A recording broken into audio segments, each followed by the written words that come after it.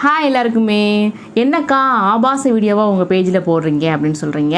So இன்றைக்கி வந்து நான் டீட்டெயிலாக உங்களுக்கு நான் எக்ஸ்பிளைன் பண்ண போகிறேன். என்ன ஆச்சு, ஏன் நான் ஆபாச வீடியோ போடுறேன் அப்படின்றத நான் இன்றைக்கி உங்கள்கிட்ட எக்ஸ்பிளைன் பண்ண போகிறேன். நான் ஏற்கனவே வந்து நான் நிறையா ஷேர் பண்ணேன். இன்ஸ்டாகிராம்லேயும் சரி, பள்ளிதேவி வேர்ல்டு அப்படின்ற பேஜ்லேயும் சரி நான் நிறையா ஷேர் பண்ணேன். பட் அது நல்லா ரீச் ஆகலை. ஸோ யூடியூப்லேயும் நான் வந்து இதை சொல்ல வேண்டிய கட்டாயத்தில் இருக்கிறேன்.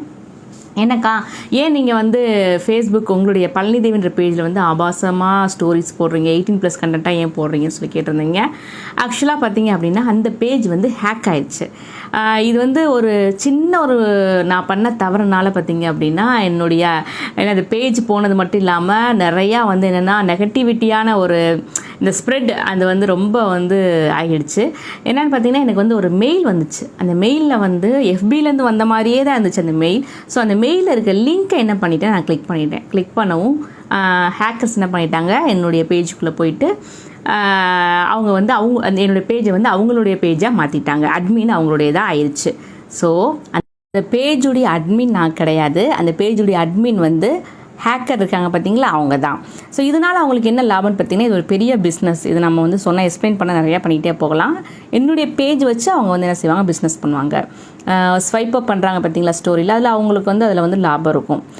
எதுக்கு என்னுடைய பேஜில் என்னுடைய வீடியோ போடுறாங்க அப்படின்னு பார்த்தீங்கன்னா, வேறு ஒருத்தவங்க வீடியோ போட்டால் நீங்கள் யாரும் பார்க்க மாட்டீங்க, பேஜ் ரன் ஆகாது, பேஜ் வந்து டவுன் ஆயிரும். அதனால தான் என்னுடைய வீடியோஸ் மட்டும் போட்டுட்ருக்காங்க. சரிங்களா? நிறைய பேர் கேட்குறீங்க, அக்கா ஸ்டோரி வந்து நீங்கள் போல, சரி உங்கள் போஸ்ட் வந்து நீங்கள் உங்களுடைய வீடியோஸாக இருக்கேன்னு சொல்லிட்டு. ஸோ அதுதான் காரணம். அப்புறம் வந்து நிறைய நெகட்டிவிட்டியான கமெண்ட்ஸ் நிறையா பண்ணிகிட்ருக்கீங்க. பரவாயில்ல, நெகட்டிவாக கமெண்ட் பண்ணுறதுனால நம்மளுடைய கேரக்டரும் நம்ம போகிற அந்த பாதையும் என்ன செய்ய போகிறது கிடையாது, மாற போகிறது கிடையாது. நம்ம என்ன நினைக்கிறோமோ அதுதான் நடந்துக்கிட்டு இருக்கோம். ஸோ நெகட்டிவாக கமெண்ட் பண்ணுறவங்க நெகட்டிவாக கமெண்ட் பண்ணிட்டு போங்க. பாசிட்டிவாக நிறையா பேர் வந்து எனக்கு சப்போர்ட் பண்ணுறீங்க. Thank you so much.